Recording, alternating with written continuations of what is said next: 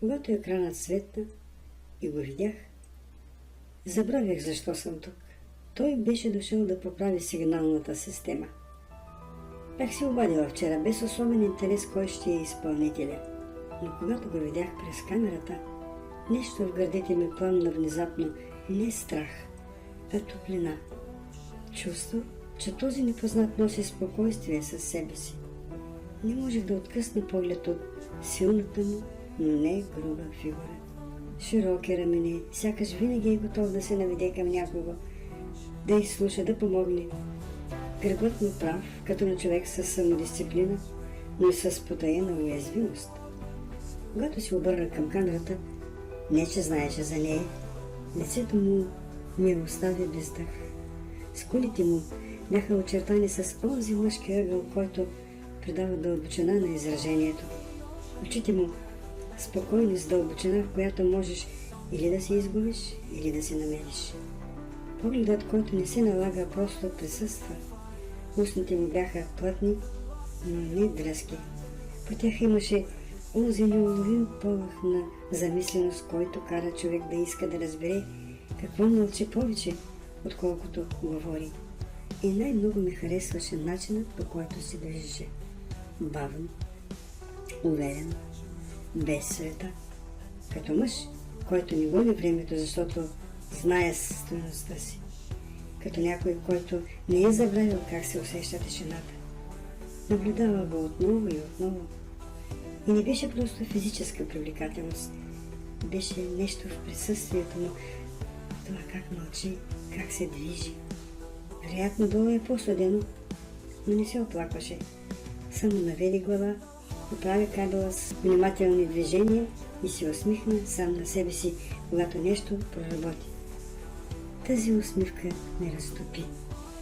Имаше в него някаква доброта, която не търси внимание, честност в стойката, грижата в начина, по който прибира инструментите си без шум, а после, точно преди да се тръгне, той се обърна към камерата, сякаш случайно, и погледна право в нея, за части от секундата, достатъчно дълго, за да усетя как лицето ми пламва. Не знаех дали го направя нарочно, но и не исках да знае.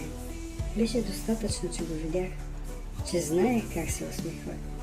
Не съм човек, който се впечатлява лесно, но като го гледах, усещах как въздухът в помещението около мен става по-разведен. Пръстите ми несъзнателно спряха да барабанят по стъклото на вратата. Просто стоях и наблюдавах. Ние дори не се познаваме, казах си. Ние дори от нашата среда. Вероятно няма дори университет. Но в тази минута там долу беше единственият човек, който исках да видя. Беше в сутерена.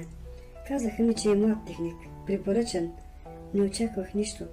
Слязах по вита стълба с мисълта, че ще подпиша протокола и ще се върна обратно. А щом се показах в мрака на приземието, го видях, приведен на таблото с леки движения на ръцете, почти безшумен.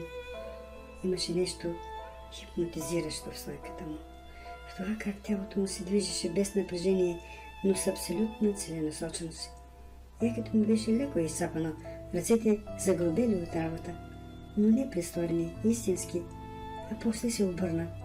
Очите му не бяха просто сини, бяха някакви наситени, поглед, който не беше натрапчев, но не можеш да го пропуснеш.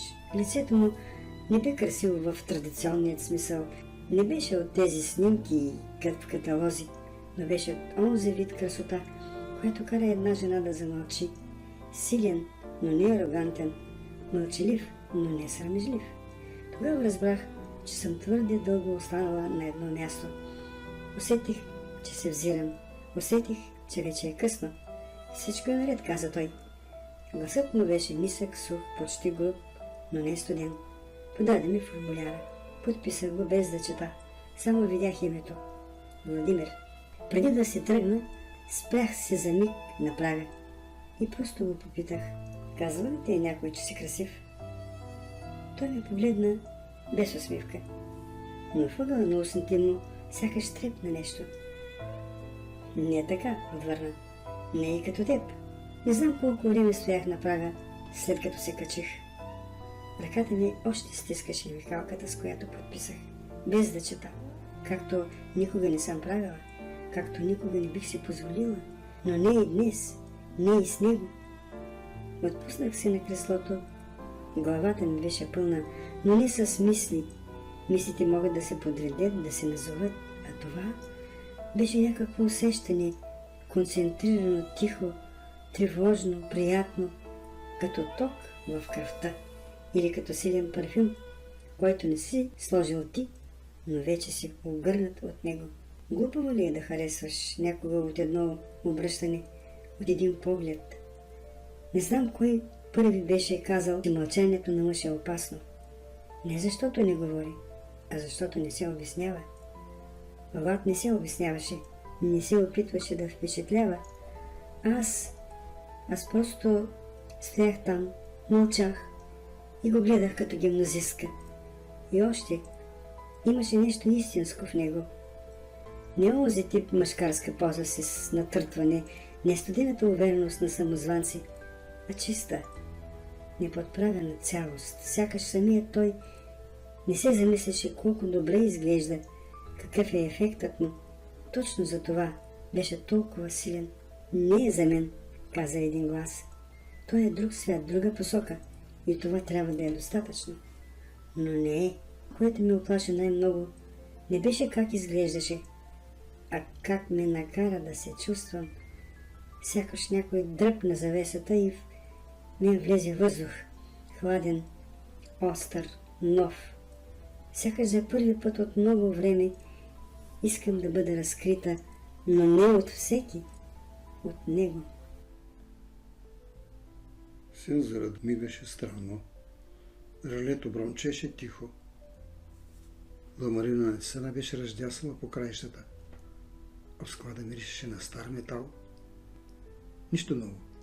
Нищо, което да ме изненада. Работех тихо. Бях се сам, както предпочитах. После чух стъпките. С равен ритъм. Без бързане. Стъпки, които не се колебаят. Но не вдигнах глава веднага. Вече бях почти приключил. Но усетих, че въздухът зад гърба ми се променя. Една сянка. Присъствие. Когато се обърнах, за миг се вцепених. Стоеше на последното стъпало една идея по-високо от мен. Очите й бяха не остри, а гледащи директно в мен. Кестенява коса, нито разпусната, нито строго вързана. Красотата й не беше от онези, които блестят, а от онези, които мълчат. И точно в това по-опасна. Беше привилегировано спокойна. Жена, която не се доказва, не се предлага, не пита. Разбрах, че е тя, Теодора. Дора. Бяха виждал отдалеч по новините, в списанията. Собственичка, наследничка. Всякакви титли й приписваха, но не бях очаквал, че ще слезе сама. Нито, че ще ме погледне така. После ми каза нещо. Не помня точно думите, но помня гласа й. Без нужда да бъде мил, без преструвка. Глас на човек, който е свикнал другите да слушат. Когато ме попита дали някой ми е казвал, че съм красив, за миг онемях. Не от въпроса, а от това как го каза. Сякаш искаше да знае дали съм свикнал с този поглед, дали ще ми стане удобно, ако тя го задържи.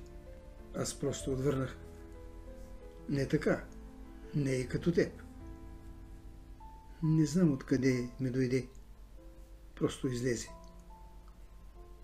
Но още докато думите изтичаха от устата ми, разбрах. Няма да я забравя. Нито гласа, нито стойката, нито онзи неочакван, почти дразнещо, искрен интерес, с който ме гледаше. Сутринта започна с планирани разговори, мейли, таблици, подписани договори. Погледът ми се плъзгаше по екрана, но в съзнанието ми нещо друго. Едно лице, един глас. Не бях го запомнила като снимка. Нямаше точен кадър, който да ми се върти. Не беше това. По-скоро усещане. Как присъствието му остана, въпреки че беше напуснал още преди час. Владимир. Да, така се беше подписал. Почеркът леко наклонен надясно, решителен, почти мъжки строк, без заоблености. Не търсеше внимание. Но сякаш от всичко, което съм виждала, това най-много го заслужаваше. И после думите му. Не така и не като теб. Кой по дяволи ти говори така? Как така? Каза толкова много, без нито една ласкава дума. И защо почувствах, че ми е видял, а не просто погледнал. Имах 15 минути празни между две срещи. Погледнах през прозореца. Листата вече се бяха наклонили от вятъра, обичайните есенни движения, прах, светлина, нещо бледо и тъжно във въздуха, вътре в мен нещо напрегнато. Сякаш ми се искаше да проверя нещо, да се уверя, че не съм се въобразила. Нямаше да му пише, нямаше да звъня, но щях да намеря начин. И тогава, почти без да осъзная как пръстите ми посегнаха към интеркома и казах на асистентката: при следващата доставка за лабораторията, нека техникът Владимир, ако е на разположение, нека мине през офиса ми. Само искам да обсъдим един параметър. След това отворих едно чекмедже. Видях малък порцеланов чайник, стар, семейен. И си помислих, без дори да се усмихна: да, ще направя чай. Не кафе, не вино, нищо престорено. Само топъл, изчистен, тих чай за двама. Чай с него. Не исках да изглежда като покана. Просто разговор. Малко време. Бях оставила чашите отдавна на масичката, уж без да бързам, уж с друг ангажимент. Сложих чайника с бял жасмин, не твърде натрапчев аромат, но достатъчно, за да не е като в кабинет. Облякох се по-просто от обикновенно, без аксесуари. Косата пусната. Изглеждах ли като жена, която се е постарала да не се старае прекалено. Никога не съм си играла на това, но сега исках да бъда не онова, което съм с писанията, просто човек с душа, който го харесва и не иска да го сплаши. Когато вратата се отвори, Влад влезе с онова същото стегнато изражение, мълчаливо, но не смутено. Гледаше без да отблъсква с погледа си. Все така естествен, все така притеснителен и ясен. Благодаря, че дойде, казах. Не е служебно, просто чай. Той кимна, седна, настъпи мълчание. От онези, в които часовникът започва да звучи твърде силно, а порцеланът звъни при всяко движение на ръцете. Виждам, че си оправил таблото в склада, казах глупово. Да, каза. Харесваш ли работата си? Попитах. После съжалих. Все едно разпитвах. Харесва ми, когато не преча на мислите ми, отвърна. Той взе чашата си, после я сложи обратно. Погледите ни се засякоха и се разминаха почти в един и същи миг. Опитах се да не го питам. Опитвах се да не го търся, да не го дърпам навътре, но той така или иначе не се отваряше. Нито една дума за него, не попита за мен, само гледаше спокойно, внимателно, без липси, но с интерес. И точно за това започнах да се чувствам като разсъблечена. Имаше нещо в него, което не търсеше нищо, и за това сякаш притежаваше всичко. Може би за това, когато си тръгна, без да каже нищо, останах дълго до вратата, с ръка върху дръжката, сякаш още стоеше там, и си казах нещо, което не си бях позволявала от години. Той не ме иска, не ме ухажва, и именно за това аз го искам. Не обичам покани. Те винаги значат повече, отколкото казват. Тя ми писа кратко съобщение. Ако имаш време след работа, чай. Не обясни, не настоя. И точно за това не можех да откажа. Мястото й тихо, подредено, по-женски, но не крещящо.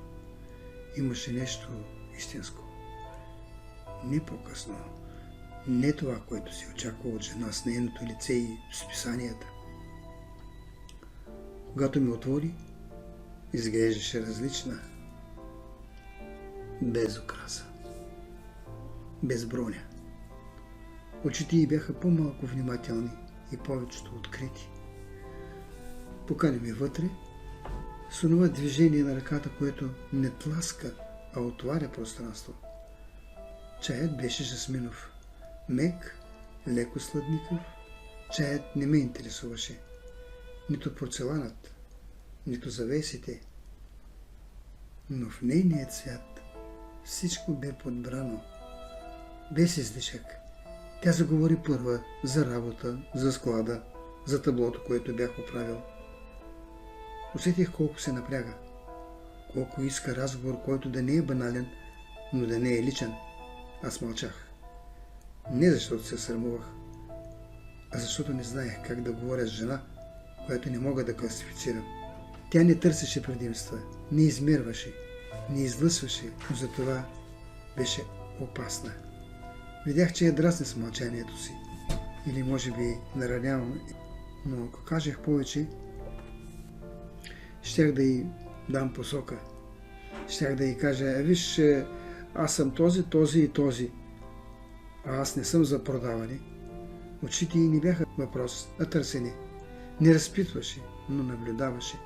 Не очаквах, че не такава жена ще ми покани на чай. И още по-малко, че няма да иска да ме впечатли. И може би за това не си тръгнах по-бързо. Седях там, усещайки колко е лесно да останеш, когато никой не те дърпа. Когато се тръгнах, усетих, че не бързам. Направя и в онзи тих полумрак се обърнах да й кажа нещо, не го направих. Но знаех вече, че трябва да я поканя някъде, където няма да има порцелан и аромат, а само вятър, река и нея, такава, каквато още не я бях видял. Не беше типична покана. Не беше дори изрично казано искаш ли. Просто някак, между другото, той спомена, че ще отиде до реката в събота. Ако ти е интересно да видиш място, дето не си била, мога да те закарам. Мога да те закарам, каза. И аз се съгласих с лекота. Но цяла седмица мислех само за това. Какво да облека, как да се държа, да не изглеждам чужда в неговия свят, да не го изплаша, да не го подценя. Той дойде на време със стара кола, леко дрънчаща, но чиста. Каза само здравей и се усмихна. Усмивка, от която гърдите ми леко се свиха, нито насилена, нито обиграна, просто негова. Пътят мина в мълчание. Мълчание, което не беше неловко, а спокойно. Той гледаше към шосето, а аз към ръцете му на волана. Мислех си, че няма нищо по-силно от присъствието на мъж, който не бърза да говори. Мястото беше толкова истинско, че чак болезнено. Река с бавна, лъскава вода. Брези, полющваше се, сякаш не шепна. Разпъна одеяло, отвори кошницата, беше приготвил всичко, дори резенчета лимон за чая в термоса. Знам, че обичаш чай, казах. Не му бях казала. Беше запомнил от този единствен разговор, когато почти не говорихме. Но не прекалено. Гледахме водата. Той разказваше малко за дърветата, за реката, за една лисица, която бил виждал тук. Очите му светиха, когато говореше за природата. Не заради желанието да впечатли, а защото я обичаше. После дойде дъждът. От нищото. Сив, разкошен, почти летен. И смяхме се едновременно. И това не свърза. Побягнахме от коните, държейки одялото на двете си, докато той не е дръпнат на една пътека. Знам къде да се скрием.